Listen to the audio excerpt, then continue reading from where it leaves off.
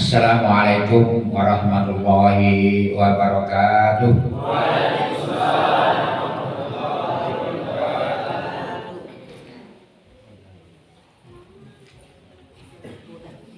Aku sering juga diminta di SMP Negeri 1 Pagaralam isi acara-acara, kadang acara maulid, kadang acara Isra Mi'raj walaupun siang.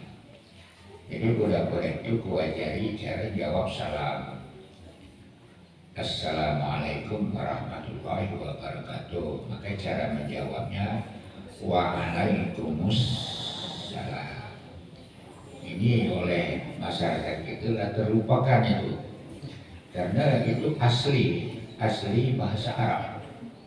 Jadi itu di Indonesia kan, itu dipakai bahasa Indonesia, tapi tetap karena ucapan salam Assalamualaikum warahmatullahi wabarakatuh, maka jawabnya juga bahasa Arab. Waalaikumsalam warahmatullahi wabarakatuh. Coba kita ulang lagi. Assalamualaikum warahmatullahi wabarakatuh.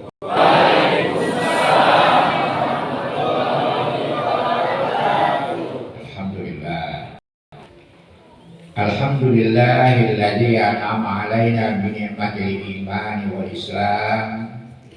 Asyhadu an la ilaha illallah wahdahu la syarika lah. Wa asyhadu anna Muhammadan 'abduhu wa rasuluhu man la nabiyya ba'dah. Allahumma shalli wa sallim 'ala sayyidina Muhammad alihi wa sahbihi wa man tabi'ahu ila yaumiddin. Amma ba'd. Yang saya hormati Khatib Surya NU Cabang Pagaralam, sekaligus beliau adalah Ketua MUI Kota Pagaralam, Bapak Ustadz Kiai Masrur Aminullah. Beliau hadir bersama kita. Alhamdulillah di Pagaralam ini badan-badan keagamaan itu banyak orang juga, termasuk Ketua Basnas Pagaralam itu Bapak Jamil Rusdi. Sudah itu Ketua FKUB, lagi beliau Khatib Surya NU Ustadz Kiai Masrur Aminullah. Lalu ada lagi satu forum kebangsaan ya, forum pembauran kebangsaan baru dibentuk oleh Kisbangpol.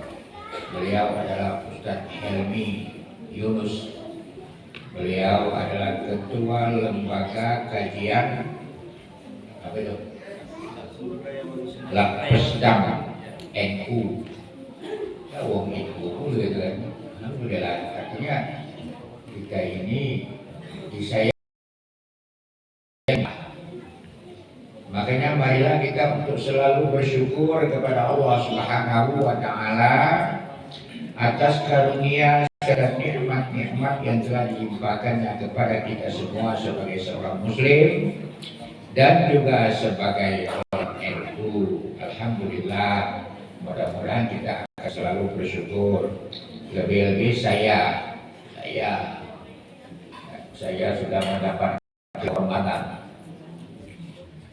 dari tokoh masyarakat kita, Bapak Daryono, gelar guru besar, Masya Allah, luar biasa ya, besar. Sebenarnya memang masih banyak orang tidak tahu. Tempori ada pengurus Basnas dari Palembang. Ketika beliau itu mengajak kami, hampir di setiap usul itu sebagian besar sudah mengenal saya. Jadi ada yang ngomong rombongan dari Basnas Provinsi, wah Bapak ini terkenalnya, oh hebat. Itu yang paling hebat Pagaralam ya aku. Iya, kenal kalau ya masih muda-muda itu banyak kenal ya Bapak. Iya, itu memang aku orang terkenal. Jadi lama-lama kebuka ceritanya. Aku ini dulu guru di SMP Negeri 1, kemudian ngajar lagi di SMP PGI. Di kita dulu ada PGI 2 itu dulu Pak Karyono ya. Juga saya ngajar di PGI 2. Ada SMA PGRI oleh Pak Mawar almarhum, beliau sudah meninggal. Juga saya diminta untuk mengajar di situ. Yang diajarkan macam-macam. Karena hebatnya saya itu. SMP 1 saya pernah diminta mengajar seni lukis. Oh, mengajar melukis. Sampai-sampai beberapa waktu yang lalu ada yang tukang menghias pengantin itu yang bisa muat lukisan-lukisan di tangan pengantin. Pak, aku ini dulu murid kamu. Dari kamulah aku dapat inspirasi banyak melukis di tangan-tangan di kaki pengantin itu. Oh iya, Bapak dulu melukis itu betul. Masya Allah, subhanallah. Jadi saya itu ya setelah saya buka ceritanya, bayangkan saja saya dulu ngomong dengan pengurus Basnas Provinsi. 34 tahun saya mengajar di SMP Negeri 1, itu tiap tahun mendapatkan siswa 250 paling tidak zaman itu. 250 siswa kali 34 tahun. Bayangkan. Orang pagar alam semua itu. Jadi wajar kalau aku terkenal itu. Memang banyak murid aku. Itu di sini ada Pak Daryono, alhamdulillah. Jadi bukan karena apa-apa, tetapi karena memang banyak murid saya di SMP. Belum lagi di SMP PGRI 1, belum lagi di SMP PGRI 2, belum lagi di SMP NU, Mu'alimin NU. Waduh, memang banyak murid aku. Jadi banyak, kalau pula banyak keluar lagi, termasuk nanti Pak Daryono tadi, kalau bukan beliau dari manggil aku guru besar. Alhamdulillah. Jadi itu gelarnya, gelar kehormatan dari Masjid Istiqomah, dari tokoh masyarakat. Saya sebagai guru, tapi ini lagi buat aku miris. Juara nanti yang saya sampaikan tidak sesuai dengan gelar tadi ya, tidak sesuai. Jadi terima kasih secara pribadi maupun secara organisasi Nahdlatul Ulama, kami segenap yang hadir dan termasuk yang tidak hadir kami wakili untuk mengucapkan terima kasih yang setulus-tulusnya kepada masyarakat Dempo Makmur yang saya yakin semuanya adalah nahdliyin. Amin. Amin. Artinya warga NU. Kalau tadi sudah disinggung-singgung oleh Ketua PCNU Kota Pagar Alam bahwa NU itu memang berdirinya tahun 1926. NU ini pontang-panting untuk mempertahankan, mendirikan dan mempertahankan negara kesatuan Republik Indonesia. Pondok-pondok pesantren di Jawa Timur pada waktu itu semua santri diberi bekal untuk bela diri supaya dapat melawan penjajahan Belanda pada waktu itu. Silat dan macam-macam, mungkin ada ilmu dalam ya, mungkin doa-doa kepada Allah supaya berikan kekuatan lahir dan batin untuk kami selalu menentang penjajahan Belanda. Itu NU. Kalau yang lain ada tak seperti NU? Berjibaku bersikeras ingin supaya Indonesia ini merdeka. Dibentuk Hizbullah, itu tentara Allah. Hizbullah itu adalah tentara Allah. Jadi para santri-santri Jawa Timur, Jawa Tengah itu semuanya itu mereka diberi pendidikan, diberikan bekal, kekuatan lahir dan batin. Kalau kita sebut ilmu dalam, itu ilmu dalam itu adalah doa kita dikabulkan oleh Allah. Intinya kekuatan.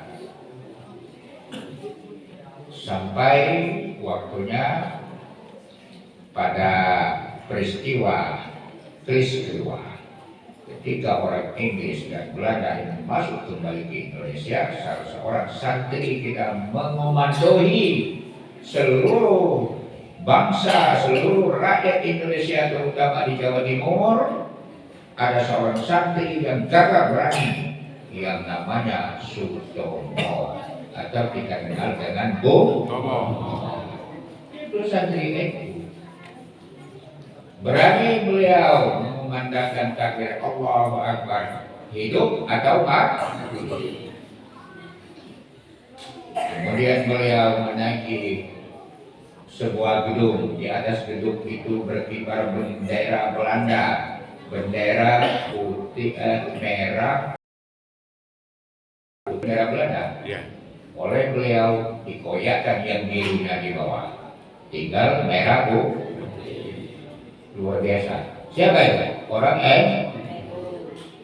Makanya sampai sekarang NU ini bertekad bahwa NKRI adalah final. Ada ponakan-ponakan saya di Jakarta itu bertanya, bagaimana Pak C, Pak Le, kalau bahasa kita lagi ya, Pak C, kalau kiranya di Indonesia ini diubah pemerintah, sistem pemerintahnya dengan pemerintah khilafah. Khilafah ini ya seperti zaman kekhalifahan dulu, seperti pemerintahan di masa Abu Bakar As-Siddiq, seperti pemerintahan di masa Abu Bakar dan sahabat yang empat itu, sampai kepada khalifah yang terakhir, khalifah yang di Turki, Sultan Muhammad Turki. Berlaku hukumnya adalah hukum Islam. Sekarang bagaimana di Indonesia? Kalau berlaku hukum Islam, maka banyak masyarakat atau bangsa Indonesia yang terpaksa terusir dari tanah air. Saudara-saudara kita yang beragama non-muslim, akhirnya mereka terusir. Enak kalau mereka mau diusir. Tapi kalau mereka tidak mau diusir, dia bertahan secara fisik, perang. Lalu perang satu bangsa, namanya perang saudara. Perang saudara. Padahal kita sesama saudara, tetapi perang. Ini dihindari, tidak bisa di negeri kita ini. Karena negeri kita ini adalah suatu negara yang luar biasa, yang dikagumi oleh dunia. Satu negara bisa menghimpun beratus-ratus suku bangsa. Ada suku Melita, ada suku Jawa, ada suku Komering, ada belum lagi di Jawa, ada suku Sunda, ada lagi bermacam-macam suku. Ada suku Urian, ada suku Kalimantan Timur, itu ada lagi suku Dayak dan lain sebagainya.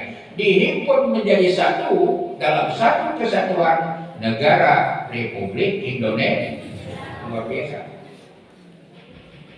Kalau di Eropa, di luar negeri, satu bangsa Eropa dipimpin oleh Belanda, dipimpin juga oleh negara Prancis, dipimpin juga oleh Inggris, dipimpin juga oleh Australia. Satu negara, satu suku dipimpin oleh beberapa negara.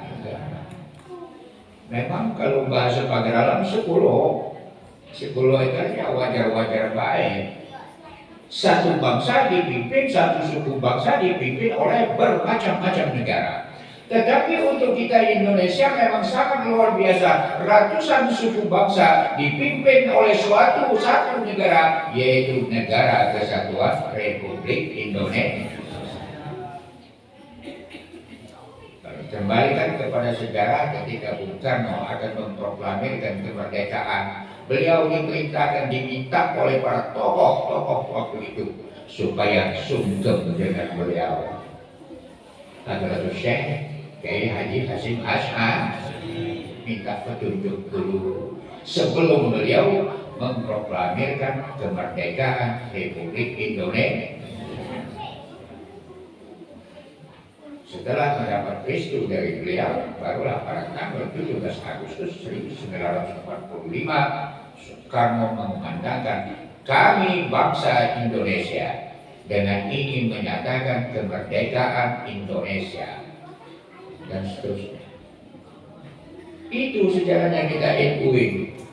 Jadi kalau NU ini terbesar, bukan saja di Indonesia, tapi termasuk juga di luar negeri. Ada beberapa cabang di luar negeri itu, di negara-negara lain. Cabang istimewa atau cabang luar biasa, NU di luar negeri. Saya dulu kagum, heran, oleh bertanya-tanya ketika saya dulu mengikuti muktamar di Lirboyo, di Kediri, Lirboyo.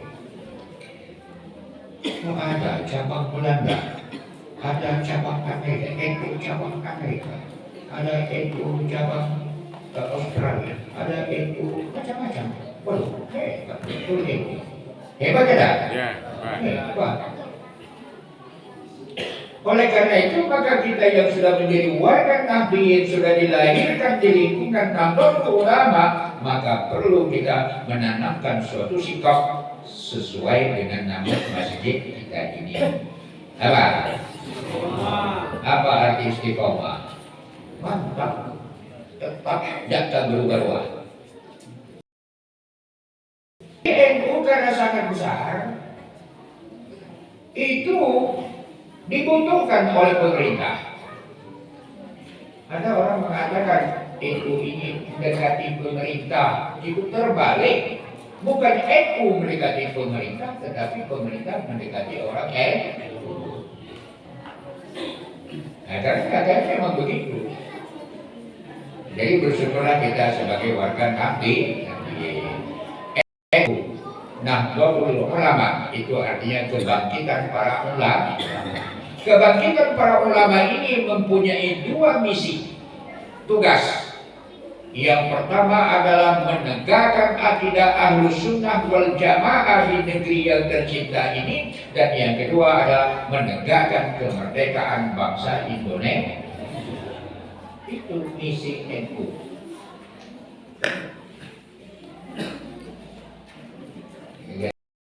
Kita ini kalau sebenarnya mau hitung-hitung, negara Indonesia hutang budi terhadap NU.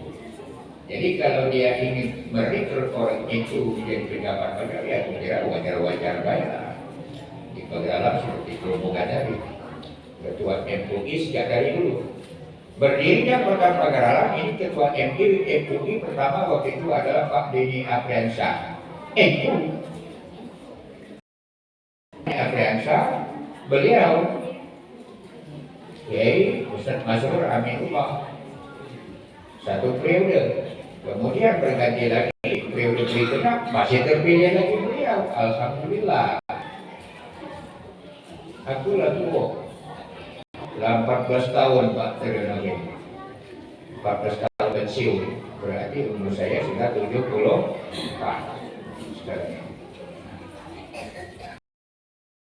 Beberapa tahun yang lalu datang Pak Sekda kita yang dulu, Pak Saprudin, jadi amanat dari beliau, wali kota, supaya Bapak jadi ketua Basnas Pagaralan. Kenapa beliau Basnas? Badan Amil Zakat. Maksudnya Badan Amil Zakat ini mengumpulkan zakat masyarakat Pagaralan ini, kemudian tegas bersama-sama juga dengan beliau Ustaz Kiai Masrur. Beliau juga salah seorang di antara pimpinan Basnas pada Pagaralan. Alhamdulillah tugas kami adalah membantu menyalurkan dana zakat ini kepada para mustahik. Bapak Ibu hadirin sekalian rahimakumullah, kembali kita kepada NU. Jadi NU ini yang misinya adalah menegakkan Ahlus Sunnah wal Jamaah dan mempertahankan sampai akhir hayat kita masing-masing, bahkan sampai hari kiamat nanti insyaallah. Ahlus Sunnah wal Jamaah akan tetap bertahan di negara Kesatuan Republik Indonesia. Sekarang Ahlus Sunnah wal Jamaah kadang-kadang ya kalau yang muda-muda, anak-anak mungkin masih ada yang belum paham apa Ahlus Sunnah wal Jamaah itu. Yang dikembangkan oleh NU ini adalah Ahlus Sunnah wal Jamaah yang berakidahkan Asy'ariyah.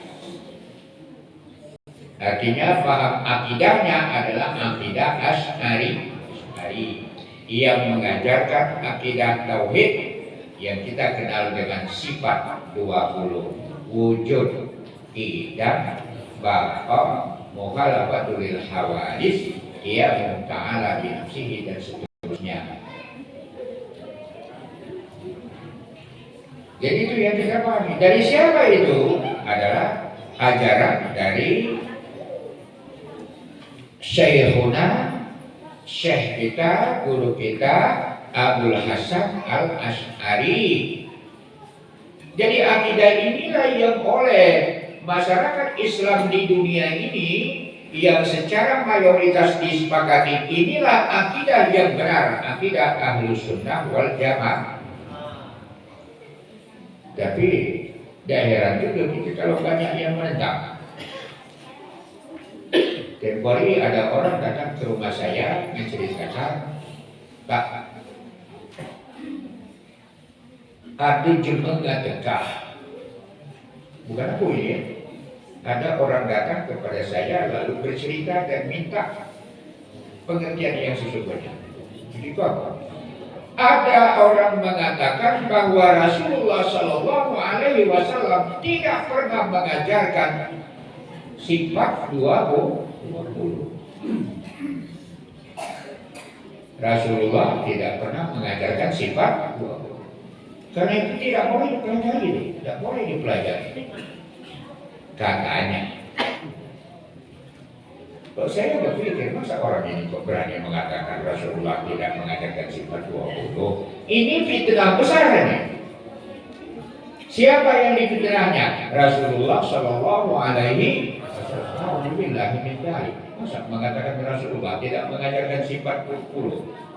Padahal Rasulullah itu mengajarkan kandungan Al-Quran. Di antara kandungan Al-Quran itu adalah Huwaladzi khalaqas samawati wal ardh. Dialah Allah yang telah menjadikan langit dan bumi. Itu berarti Allah itu wujud, ada.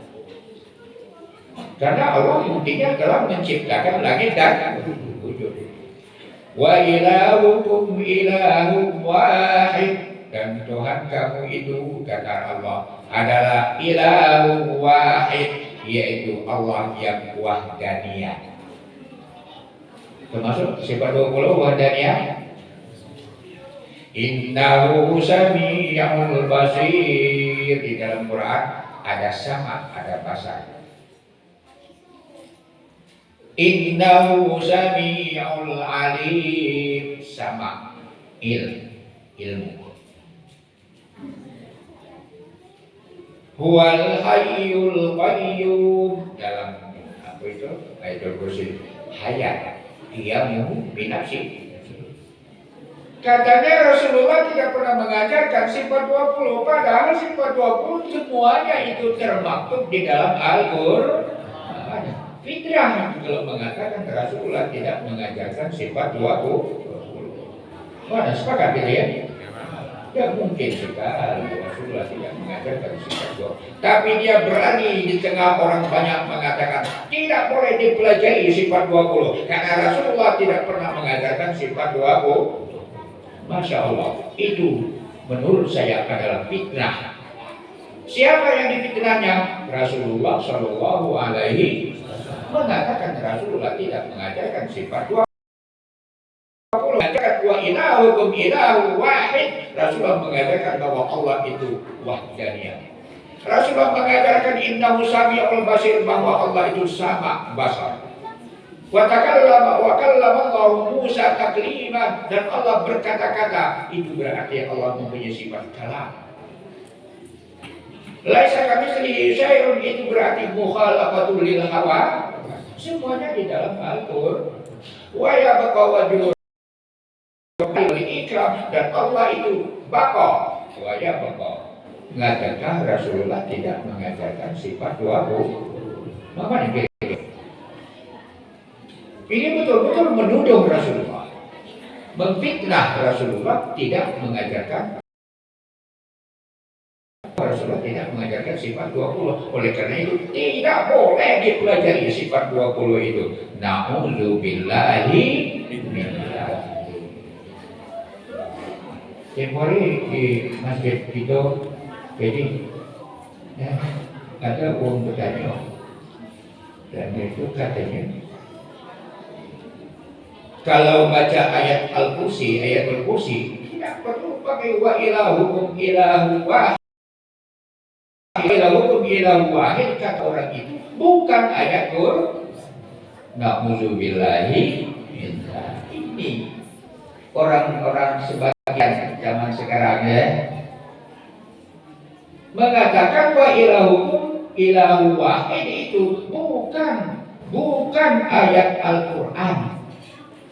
Ayatul Kursi hanya Allahu la ilaha illahu al hayyul qayyum. Harus dimulai di situ. Jangan ditambah-tambah dengan wa ilahukum ilahu wahid. Karena apa? Katanya wa ilahukum ilahu wahid itu bukan ayat Al-Qur'an. Hebatnya itu apa? Hebat berani mengatakan sesuatu yang sesungguhnya tidak ada, maka dikatakan, dan yang ada dikatakan tidak.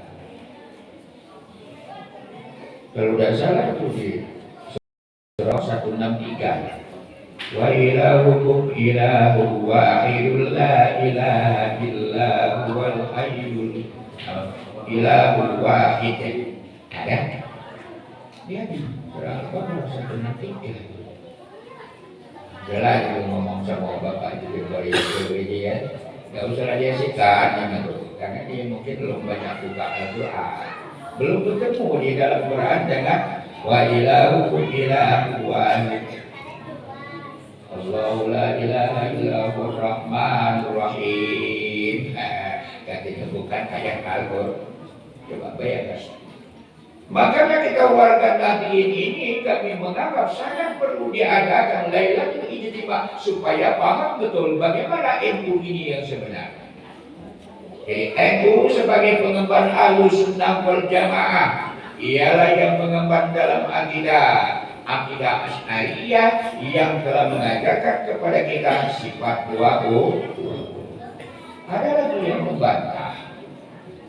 Masa sifat Allah ada 20? Sedangkan di dalam Al-Quran Asmaul Husna itu ada berapa? Ada berapa? Tetapi Abdul Hasan Al-Asy'ari hanya mengajarkan 20 sifat Allah. Padahal di dalam Asmaul Husna itu yang merujuk kepada sifat-sifat Allah ada 99. Ini juga menjadi alasan orang-orang tertentu mengatakan bahwa ajaran Al-Asy'ari itu adalah sesat. Ya karena perlu belajar tentang Asy'ari. Kalau mau kita konsekuen, kalau kita belajar Al-Asy'ari sebenarnya mengatakan kullu sifat yang wajib bagi Allah itu bila nihayah, tidak terhitung. Bukan hanya 20, bukan hanya 99, bukan 100, bukan 200. Bila nihayah, tidak terhingga.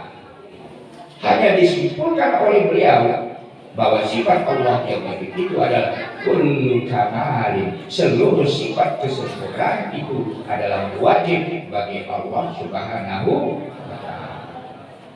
Namun lalu diajarkan 20 itu baik, mungkin masih banyak yang tidak tertib.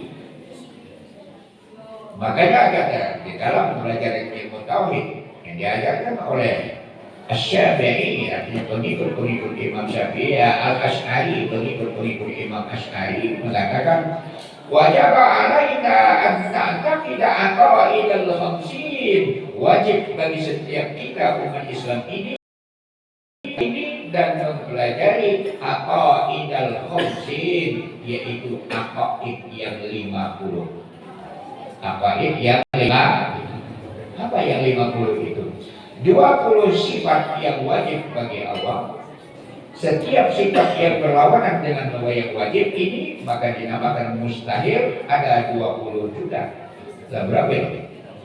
40. Ditambah 4 sifat yang wajib bagi Rasul dan ada sifat yang mustahil bagi Rasul juga merupakan lawan dari sifat yang wajib. Berapa sifat yang wajib bagi Rasul?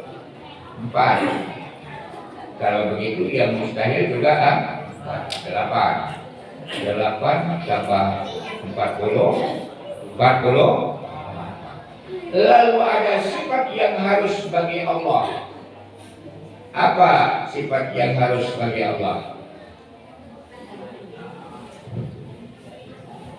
Sifat yang harus bagi Allah, tunjukin deh.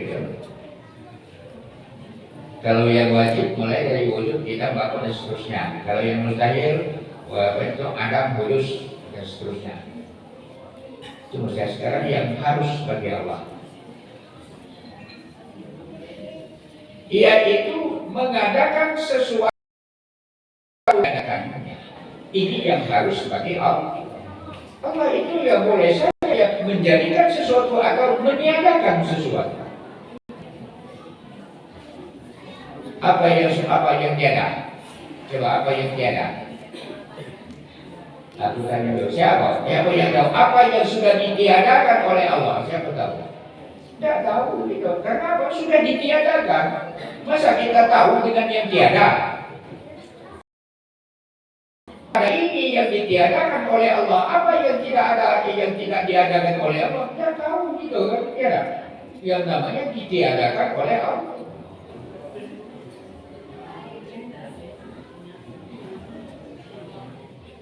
Begitu juga kalau mengadakan sesuatu yang dikehendaki oleh Allah, kita sudah dapat karena mengadakan ada yang sudah ada seperti adanya manusia, adanya makhluk yang lain. Tapi yang tiada, jadi yang tahu karena memang tiada.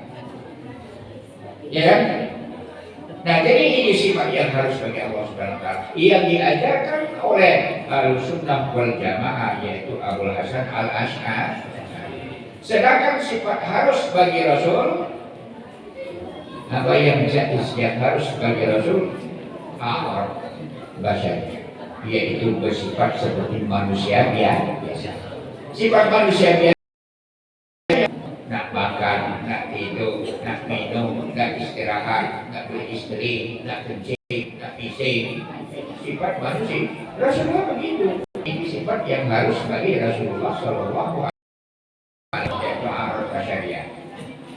Sifat memiliki sifat seperti sifat manusia biasa. Apa yang manusia biasa? Nak makan, nak minum, nak kencing, nak pising, nak tidur, nak istirahat, nak begini. Araf masyarakat. Jadi akidah yang seperti ini yang dipegang. Tetapi Bapak Ibu hadirin sekalian, kita juga harus berpikir ya, makanya perlu sesuai dengan nama masjid kita Istiqomah ini. Kita pegang teguh ajaran beliau. Sifat Allah yang wajib itu bukan hanya 20, tetapi yang wajib kita pelajari, wajib kita kenal 20 jadilah. Karena tidak lebih 20, jangan tidak lebih dari 20 saja masih banyak kita belum tahu. Allah itu tidak, atau qadim, tidak. Tidak itu tidak ada awal, tidak ada akhir. Adanya Allah tidak ada permulaan, kemudian ada kesudahan. Itu tidak. Adanya Allah tidak ada awal. Kalau kita ada awal dulu, kita ada sekarang ini. Awal kita tiada. Sebelum kita ada tiada dulu. Tapi kalau Allah tidak bisa kita katakan Allah itu baru adanya. Dulunya Allah itu tidak ada. Nah ini salah akidah seperti itu. Kalau begitu Allah sama dengan manusia. Akidah Abul Hasan Al-Asy'ari ini sudah disepakati oleh mayoritas ulama sedunia sampai dalam suatu muktamar ulama sedunia yang pernah diadakan tahun 2014 itu menurut riwayat di Republik Chechnya.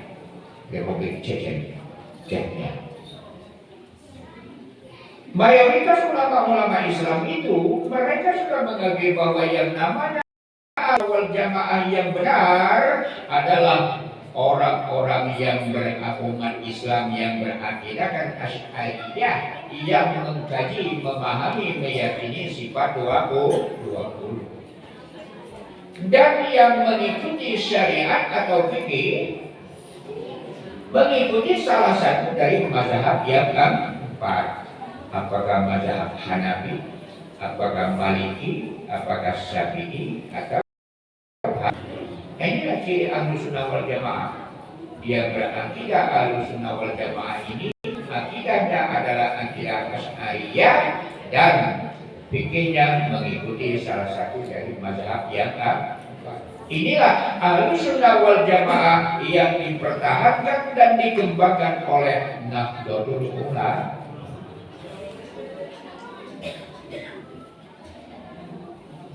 Jamaah sekalian dari Allah, ini macam-macam karena orang tidak senang dengan Asy'ariyah. Dikatakannya Abu Hasan al-Asy'ari itu dia adalah Mu'tazilah dulunya. Lalu dia mengajarkan paham Ahlussunnah wal Jamaah. Kemudian lagi Abu Hasan al-Asy'ari balik Mu'tazilah lagi.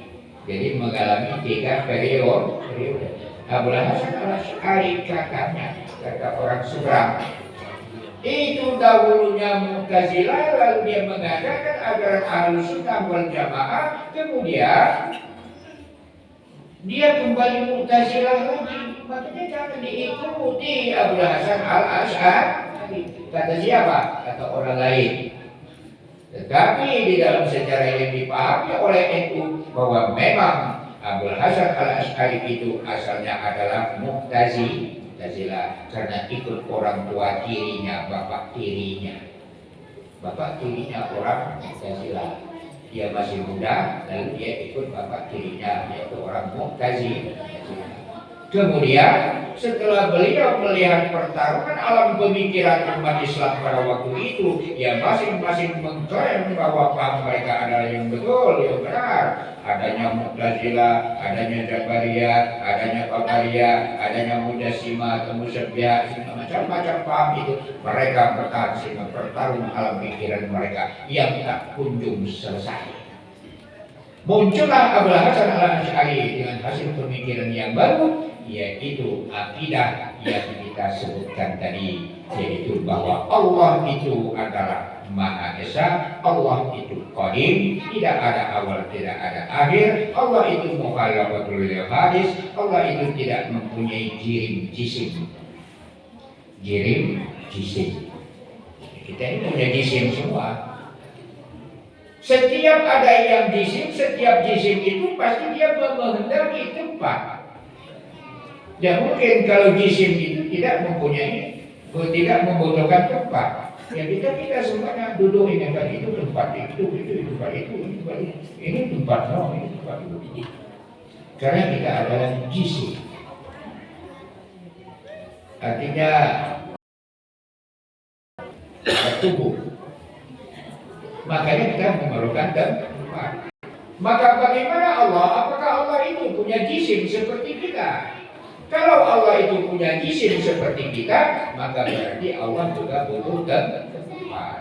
Sedangkan Allah Maha Suci. Maha Suci dari segala sifat-sifat makhluk, daripada sifat-sifat yang baharu. Nah ini ajaran di dalam agama kita. Ahlussunnah wal Jamaah.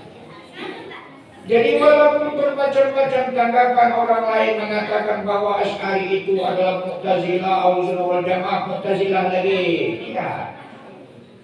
Yang kita pahami, Abu Hasan al-Asy'ari itu adalah asalnya memang Mu'tazilah, tetapi setelah beliau melihat pertarungan alam pikiran orang-orang pada waktu itu, maka dia akhirnya berpikir mohon petunjuk kepada Allah Subhanahu wa Ta'ala, sehingga beliau merumuskan bahwa akidah yang benar adalah memahami sifat 20 wujud qidam baqa mughalabatul hawadits qiyamu ta'ala bi nafsihi wahdaniyat qudrat iradat ilmu hadat sama basar dan sebagainya.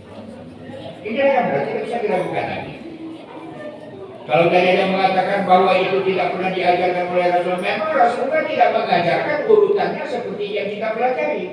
Kalau yang kita pelajari urutannya yang pertama adalah wujud, yang kedua qidam, yang ketiga maqam. Tetapi tidak mengajarkan seperti itu. Ketika turun wahyu kepada beliau, qul huwallahu ahad, katakan olehmu bahwa Allah itu ahad, wahdaniyah, maha esa. Ya diajarkan oleh Rasulullah. Ketika ayat turun mengatakan walladzi khalaqas samawati wal ardi, yang telah menciptakan langit dan bumi. Siapa dia itu? Allah. Berarti Allah itu ada karena sudah menciptakan langit dan bumi. Jadi dia mengajarkan bahwa Allah itu wujud, ada. Ini anehnya lagi orang yang tidak percaya dengan sifat 20 ketika ditanya apakah Allah itu ada? Ada katanya. Ketika ditanya ada itu bahasa Arabnya apa? Wujud. Percaya dengan wujud? Ya percaya. Tadinya mengatakan tidak percaya kepada wujud. Makanya ini hati-hati kita yang memusingkan kepala. Hadirin yang saya hormati rahimakumullah. Kemudian kalau tadi sudah disinggung-singgung oleh ketua PCNU Pegeralam bahwa tradisi kita ini sering tahlilan, apalagi di tempat orang meninggal kita baca yasin, mengadakan tahlil. Apa dalilnya tahlil di tempat orang meninggal? Apa dalilnya membaca Al-Quran di tempat orang mendapat musibah? Ini karena kita tak tahu dalilnya. Dikatakan oleh orang ini membuat-buatkan. Tidak ada perintah membaca surah Yasin di tempat orang meninggal dunia. Mana dalilnya? Memang kita tidak tahu dalilnya.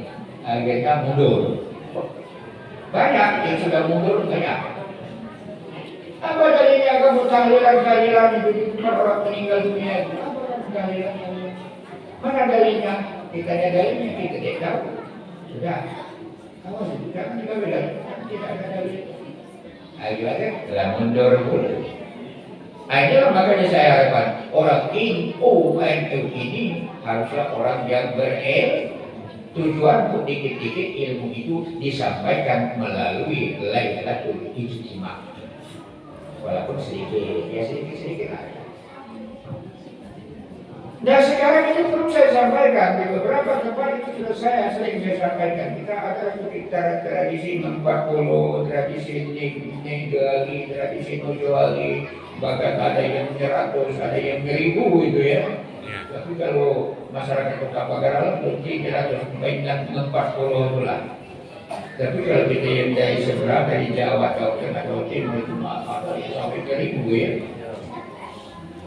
Mau dicari dalilnya di dalam Al-Quran 40 pasti tidak ketemu. Bukalah Al-Quran ada 40. Buka hadis ada 40 tidak ketemu. Makanya secara bergurau, walaupun bergurau tapi bagus kalau dilaksanakan. Sering saya tawarkan ke masyarakat di Pagaralam yang masih galak Yasinah, masih galak 40. Kita ganti judulnya. Jangan judul 40 karena 40 itu bahasa nenek moyang, bukan bahasa agama. Ganti saja. Apa gantinya? Adzikru wa doa, berzikir dan berdoa. Ada dalilnya tidak? Kalau berzikir dan berdoa, Allah pasti ada. Jika jauh ini kita buka Quran, ketemu dengan adzikru wa doa. Ya ayyuhalladzina amanu Allah dzikran katsira. Wahai orang-orang yang beriman, banyak-banyaklah kamu berzikir kepada Allah. Fa'lam annahu la ilaha illallah, la ilaha illallah, wastaghfir li dzambika wa lil mu'minina wal mu'minat. Ketahuilah olehmu bahwa tidak ada Tuhan selain dari Allah. Mohon ampun kamu kepada Allah, mohon ampunlah engkau wahai Muhammad kepada Allah. Jadi kalau perintah kepada Muhammad berarti perintah juga kepada umat Nabi Muhammad. Mohon ampunlah atas dosamu wahai Muhammad. Kemudian walil mu'minina wal mu'minat, dan doakan juga, mohonkan juga ampun kepada seluruh mukmin dan mukminat yang ada di Gunung Dempo, yang ada di Pagaralam, yang ada di Jakarta, yang ada di termasuk yang ada di Mekah, seluruh dunia mukmin dan mukminat. Allahumma ighfir lahum warhamhum. Ada tak? Jelas ya? Artinya kalau mendoakan ada perintah. Berzikir ada perintah, tapi kalau 40 ada perintah. Ya beri. Oleh karena itu ganti baik judulnya. Pernah kuragam gaya beberapa. Itu apa? Seperti dengan 40. Alergi ya, panas. Batinnya panas dengan 40. Tidak. Jadi sepakat kita kalau gantinya jangan 40, yaitu berzikir dan berdoa. Apa hukumnya berzikir sebelum berdoa? Karena Rasulullah Sallallahu Alaihi Wasallam Rasulullah Sallallahu Alaihi Wasallam bersabda. Apa kata beliau? Idza shalla ahadukum falyabda' bi tahmidi rabbih subhanahu wa ta'ala wa sana'i 'alaihi thumma yusalli 'alan nabi thumma yad'u ba'da ma yasha. Kata Nabi, kata Rasulullah, kalau kamu akan berdoa maka mulailah dengan memuji dan mengagungkan Allah. Makanya kita mulai dengan La ilaha illallah, la ilaha illallah, itu namanya tahlil. Tahlil ini mengagungkan Allah. Tidak ada Tuhan yang wajib disembah selain daripada Allah. Subhanallah wa bihamdi, subhanallah wa bihamdi, subhanallah wa bihamdi. Mengagungkan Allah bahwa Allah Maha Suci dari segala sifat yang baik. Itu mengagungkan Allah. A'udzu billahi minasyaitonir rajim. Bismillahirrahmanirrahim. Yasin wal Qur'anil Hakim. Innaka minal mursalin ala siratim mustaqim. Mengagungkan Allah. Kata Rasulullah, jika kamu akan berdoa, puji dan agungkan dulu Allah, summa yusolli ala nabi, kemudian berselawat kepada Nabi. Coba dalam tahlil kita, dalam zikir kita itu, Allahumma sholli ala Muhammad, Allahumma sholli alaihi wa sallim, Allahumma sholli ala Muhammad, ya Rabbi sholli alaihi wa sallim. Apa itu? Sholat. Cocok tidak dengan perintah Rasulullah? Jika kamu akan berdoa, kata Rasulullah, falyabda' bi tahmidi rabbih, hendaklah dimulai dengan memuji dan mengagungkan Allah. Setelah itu, summa yusolli ala nabi, kemudian berselawat kepada Nabi. Lalu mengagungkan dan memuji Allah, lalu berselawat kepada Nabi, kata Rasulullah, summa yad'u ba'da ma yasha, barulah kamu berdoa apa saja yang kamu kehendaki. Itulah dalilnya disebut bertahlil-tahlil, berzikir-zikir sebelum berdoa. Ini ada yang alergi. Dengar jemaah, la ilaha illallah, la ilaha illallah, ya banyak gerai. Pernah jemaah kami ditegur semua itu. Kita tempat benar, la ilaha illallah itu. Apalagi minggu-minggu, la ilaha illallah. Coba sekarang kalau dia, la ilaha illallah. Tapi buat kita tahu. Tapi kalau dia bergerak ada reaksi. Sebagai getaran, ketika disebut nama Allah, hatinya bergetar. Getaran hati dapat menyalurkan gerakan-gerakan anggota badan itu, bukan dibuat-buat. La ilaha illallah, la ilaha illallah. Coba kalau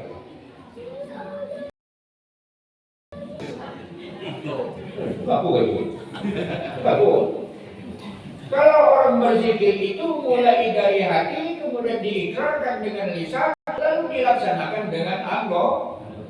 Jadi kalau misalnya kepala kita bergoyang ketika mengucapkan tahlil, la ilaha illallah, la ilaha illallah, wajar itu. Tapi jangan berlebih-lebihan. Kalau sampai pecah, kalau bahasa kami giluan, berlebih-lebihan. Tapi kalau gerakan biasa juga, ini tadi mendengar Faturah itu tadi ketika dan kita nak mencari lagi kok, kenapa? Karena tergetar hatinya. Apalagi dengan getaran ketika disebut nama Allah. Nah itu ya. Jadi makanya jangan disemut kamu memang ketika dia berzikir la ilaha illallah, la ilaha illallah, la itu ekspresi dari ucapan yang telah menyentuh hati wajah. Bagaimana yang sekali rahimahullah, saya dulu pernah melihat salah seorang yang akan sholat Jumat di Masjid Agung itu waktu itu masih muda, saya itu dia pada aku sembahyang ke Masjid Agung, ada jemaah kira-kira tujuan pada Haji Pandai yang berkabut, tapi waktu itu belum berdiri Haji Pandai yang berkabut di situ. Baik ada rumah dinding papan itu ya. Tokoh, berbentuk tokoh. Kebetulan ada pada dulu, kupina itu ini. Katanya, nanti ku perhatikan memang di dalam itu ada bunyi musik. Dan. Jadi dia jamaah sholat Jumat. Rupanya saking terpengaruhnya dia dengan bunyi itu sampai bergetar di dalam hatinya, lalu timbul ekspresi dari anggota badannya asing mentah. Wajar tak? Wajar. Karena getaran hati. Jika hati sudah bergetar, boleh jadi akan timbul ekspresi pada anggota badan kita. Jadi kalau cuma berzikir la ilaha illallah, la ilaha illallah, wajar. Hanya jangan berlebihan. Kalau berlebihan itu mungkin dibuat-buat. Wajar kalau dia bergerak, aku dulu tergajol juga di Masjid Agung. Masjid itu kantor dari Masjid Agung. Orang yang sering jadi imam itu di Masjid Agung dulu. Nah itu ada perlu dengannya. Habis sholat maksud aku itu tidak bukan tidak ada. Tapi dia ini dia berani ya membangun. Karena dia pikir itu sedang berzikir ya mungkin. Rupanya bukan zikir, tekanto itu. Masya Allah. Nah itulah makanya kalau orang berzikir dengan suara itu mulai terbitnya dari hati, kemudian ditimbulkan dengan lisan, lalu ada reaksi ekspresi dari anggota badan, wajar saja. Jangan gitu semudah. Aku pernah juga berzikir luar biasa gitu kan. Memang di tempat yang bersejarah ada sebuah batu yang sekarang ini disimpan di dalam masjid. Batu itu batu bersejarah, tempat uyang zaman dulu bertawajjuh kepada Allah Subhanahu wa Ta'ala. Kemudian ada orang datang dari daerah Lampung. Setelah diceritakan bahwa batu ini adalah tempat yang dulu penyebar agama Islam di tanah Persema ini menyebarkan agama Islam, di sejak pucuk batu inilah dia dulu bertahajud kepada Allah bersembunyi. Cuma tempatnya lagi pindah baru tempat asal itu.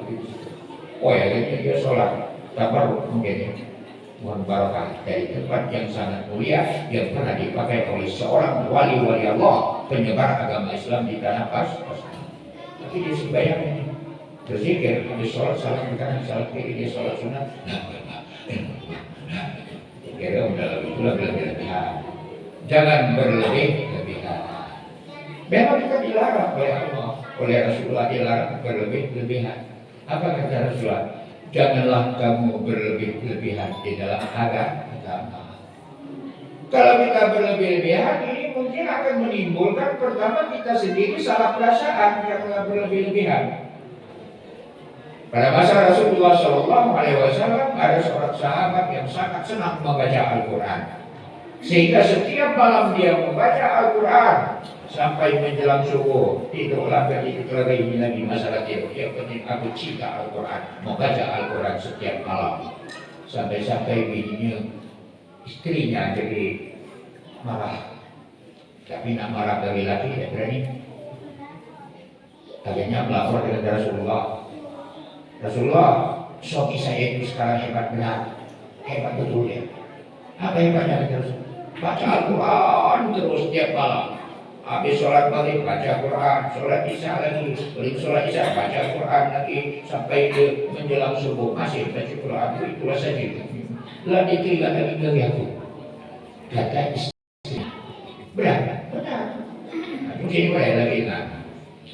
Jadi ada kepada Rasulullah. Betul kata Rasulullah. Menurut cerita istrimu kau membaca Al-Quran dulu setiap malam. Betul, ya Rasulullah.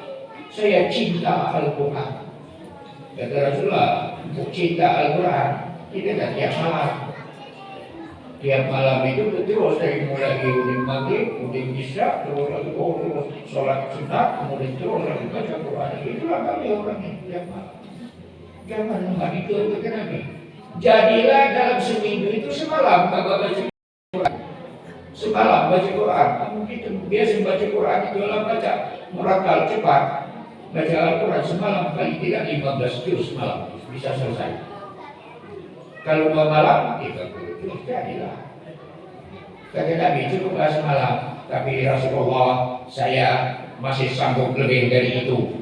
Oke, kalau masih sanggup silakan 2 malam. Tapi Rasulullah saya masih sanggup lebih dari 2 malam itu. Yo, 3 dalam seminggu. Tapi Rasulullah saya masih sanggup lebih dari itu. Cukup, kata Rasulullah. Kalau lagi ada bini gak?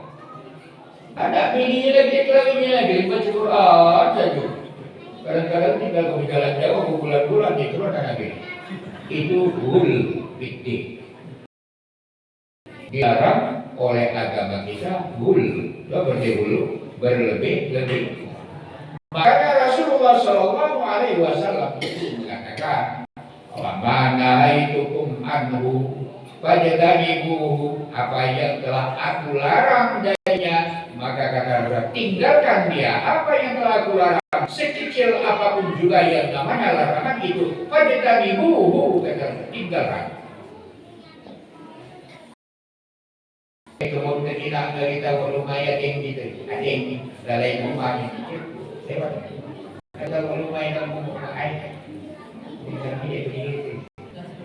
Luka mulai tadi dia perlu berikan hotel. Ini dia adik kami ini kenapa kata dia? Dekah ngapa? Ini yang rusak. Ngapa sesuatu dekah ngapa? Di hotel ini kita tahu. Ada boleh dikatakan ada itu putar rumah. Saya kembali sampai orang kita. Ano tahu? Aku tadi ngambil tahu kamu ngambil sekali kulai. Bayar ngambil lagi itu banyak-banyak dulu. Padahal ini tadi jualannya ke pasar tadi. Tadi jualan ke pasar tadi. Tadi putih ini. Cuma timbal tadi apa? Payah ini kan apa? Kita ngaku jual, kita ngaku itu mungkin mulut kaya. Apa dalam hati yang mendatang kalau main nanam. Jadi itu dalam hati. Tapi apa ya? Ini kata Rasulullah sekecil apapun juga yang dilarang oleh Rasulullah bagi tadi ibu. Kamu jauhi, kamu tinggalkan dia. Sebaliknya wama amartukum bihi fa'tu minhu mastata'tum. Apa yang aku anjurkan kepada kamu kata Rasulullah, kerjakan sesuai kemampuan. Fa'tu minhu mastata'tum. Kerjakan sesuai kemampuanmu. Nak pergi haji, duit pembelian. Orang jual kebun. Jual kebun banyak pembeli. Banyak dia pembeli. Itu pun dia lagi jual. Dia jual cuma mencakap nak tinggal kita lihat cuma seharian. Lagi jual dulu. Itu kan masuk dari pilihan. Nah jadi makanya Rasulullah itu kalau yang namanya larangan kata beliau tinggalkan sekecil apapun yang namanya larangan. Jangan yang digawekan. Tetapi sebaliknya yang aku perintahkan kepada kamu kerjakan sesuai kemampuan. Bersedekah, pajak banyak, berinfak bersedekah, pajak sejuta, dekau sejuta, 500, sumpah pembangunan kantor NU itu kan. Dekau 500, 100, dekau 100 ya 20.000, dekau 20.000, 5.000, dekau 5.000, 2.000. Aku terus 100 kali 2.000. Nah, kalau itu 2 juta. Nah itu Bapak Ibu ada sekali. Jadi berinfak itu semampu kita, jangan memaksakan diri. Karena Rasulullah